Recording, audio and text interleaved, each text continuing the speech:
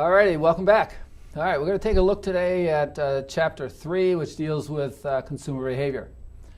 Let's go back and do a quick review. We're in business as marketers to get, serve, and keep customers at a profit repeatedly. We also are in the business to do research, market research, to help that happen, to use your resources effectively. Because remember, we have limited resources, unlimited choices going after those limited resources. So let's take a look at consumer behavior. All right, so when we talk about consumer behavior, it's how do they behave? Okay, and also the consumers, those are your buyers. That's what you're really looking for. Okay, now some people would look at consumer behavior and just talk about the theories and some of the influences and things like that. But I like to look at it more actionable. As I said in the prior lectures, aside from teaching, I'm in the business of over at Total Recall Learning, and we actually do, I'm in the business to get purchases. So I like to look at it this way, that we don't just respond, two things with consumer behavior. We respond to it. Okay, so how are people buying or selling other products, and how are they responding to advertisements and so on? But I also like to take a look at, I want to cause behavior, make it happen. So actually cause it, get them to behave in a way that they buy my product. So I have to know who am I going to go after, but also what's going to influence them, what's going to cause them to buy my products and not the customer. Because remember, they have a choice.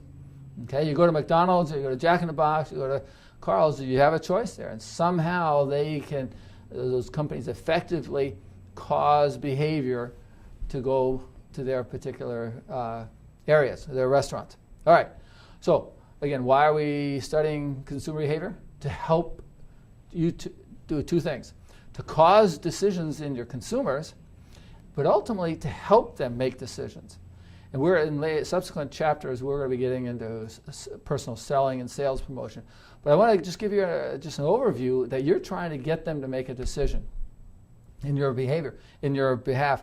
So if you can help them make decisions, most people don't like to make decisions. They don't like to evaluate, to make the choice, because remember, there are many different things they can do. So they don't like making decisions, and a lot of times they'll push it off on somebody else. So if you can become a decision maker, that's going to be a real asset to you. You're going to be able to use that to your advantage. But some of the things that influence decisions, the consumers in particular are dealing with, are things such as culture. And also dealing with, so that might be your religion, that might be your social, economic background, some of the issues of the traditions of your social class, are you high income, moderate income, low income, and also being able to move amongst those. You also respond to reference groups and actually individual people or our families, for example. So you may only do certain things because this is what your family has done forever. And also maybe because a certain sports star does some things, you may buy their products, whether or not shoes or uniforms, apparel, and so on. So those are some influences that are going on outside. But ultimately, let's go take a look quickly at Maslow's hierarchy of needs. All right, and this is you need to know about your target audience. What's influencing them, and where do your products or services or ideas fit into that?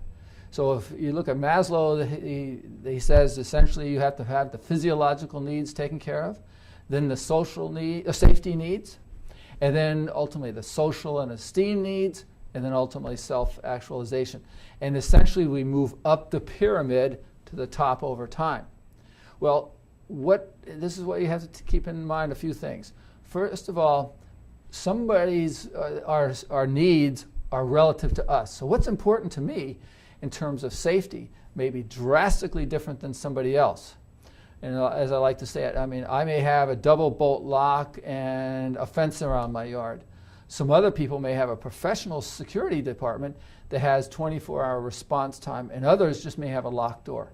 So they're all happy with their specific needs and what they think is important, and then they move up. So if you look at the physiological, that's food and water, that has to be taken care of typically first. Then we move up. Once that's taken care of, we move up to the safety, and then we move on up to social, and then esteem, doing things that are really important to you individually, what makes you look good, and so on. Now, a few things you want to take into consideration. Again, it's relative, so what you think is important may differ from me. Also, as you're moving up in this pyramid, you may, and satisfying those needs, things may occur that may drop you back down. It's not just a continuous upwards flow. You may be dropping down. And that's, for example, if you look at layoffs, shutdown of organizations, death in family, and that can be bad. Divorce, some people that may really drop you down and your lifestyle may be threatened. On the other side, some people it may work out more positively.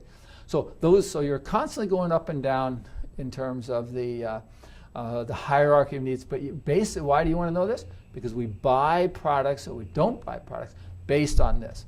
So if you are at your esteem needs, you may be more influenced by advertisements and promotions and sales on real nice clothing and or maybe a really nice car.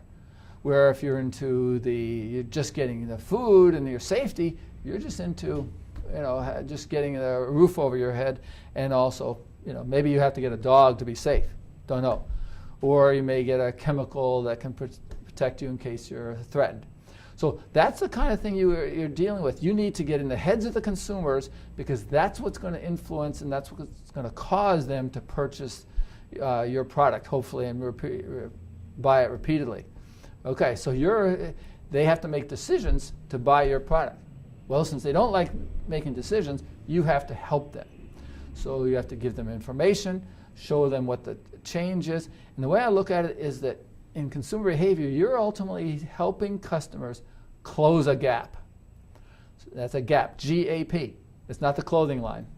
What we're saying essentially is that where someone is today is, may be great or very good for them. But you know what? If you can show them that they can be someplace else, in a different state, not necessarily geographically, but here maybe someone might not think they're happy, but they may be overweight, for example. And you show them that you can get over here, where you lose 35 pounds, for example. And they like that. They see this where they are now, and they see this, and they like that better. Well, then what you have to do is get them to believe in that they can get there, and then give them the tools to go from what I say X down here, where they are today, and where they could be with your products at a later date. So then all they have to do is they buy into this. I want that. So whether or not it's a weight loss program, or, for example, think about yourself career-wise. Where are you today? Where could you be later on? So maybe as a result of getting your degree, you may see, that's what I want. I want the promotion, increased income, increased hireability. Okay, that's what you want. Now you go get the degree and the applicable work and do that. So you need to help people see where they could get, and then tell them that yours is the way that you can get them there. So essentially you eliminate the gap. Here's where they are, here's where they could be. You move them up here and they're happy, so there's no gap. Okay? So how you do that is with your products or services. You're essentially identifying, you having done your research, you know what they could be doing and where they could get, and you have to communicate with that to them, and they're more likely to make the choice to buy your product, especially if you can facilitate, help them make that decision, that it's a good decision, that it's a reasonable decision, that they have a high likelihood of achieving that Y, as I say, where Y is better than X down here. That's great. So you have to facilitate that. So again, what do you have to do? Identify the decision and identify where they can get. And that's what consumer behavior is about. So you're going to try to identify what's important to them. So are they going after, in Maslow's hierarchy of needs, just the food? Or are they looking for social interaction? And they really want to do that kind of thing. So you may help them with getting into clubs or interacting at trade shows or sales presentations, whatever. But you're trying to get them to that state. But ultimately, you have to recognize the need that they have, that they want to get up here, for example. Then you help them identify the possible alternatives. What could they do? So in the weight loss program, can they take certain supplements? Can they eat certain products? Can they go to the gym? Here are the options. Okay, well then you evaluate those. If they are saying that they have to go to a gym Do they have the time? Do they have the money? Do they have the means to get to the gym and the time? So you go through those alternatives and you say, well, which is better for them? Then ultimately, which is it today? So maybe they decide to buy off on the food supplements. Okay, then they have to use that. And ultimately, you monitor the progress. And that's what you want to help them do that. Give them the tools where they can monitor their weight loss, for example. So are they getting closer to where they want to be, the losing of 35 pounds, for example? Or are they not making the progress? And you may have to adjust that down the road, but help them do that. And you do this on an ongoing basis. Now, one other thing you want to take a look at, when we mention this gap, okay, where do those exist? Well, the way I look at it, two things you can do. As a company, as marketers, you may create the gap.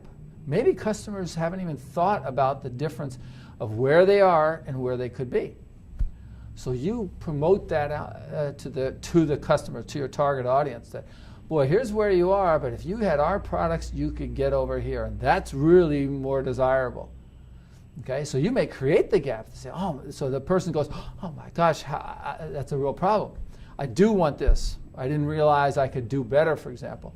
So you identify that, you create the gap in the customer's mind, and then, oh, by the way, you eliminate it. So now you come back and say, okay, here's the gap from here to here. Now you eliminate it, and you say that we can help you go from your X to Y, for example. You're less desirable to the highly desirable, and get the person through there by, buying your product or service. So you're creating the gap, and you're eliminating it in the customer's minds. Now, don't forget, others may create the gap, or maybe that gap exists, but you help eliminate it. You identify people, and all you do for them is you eliminate it.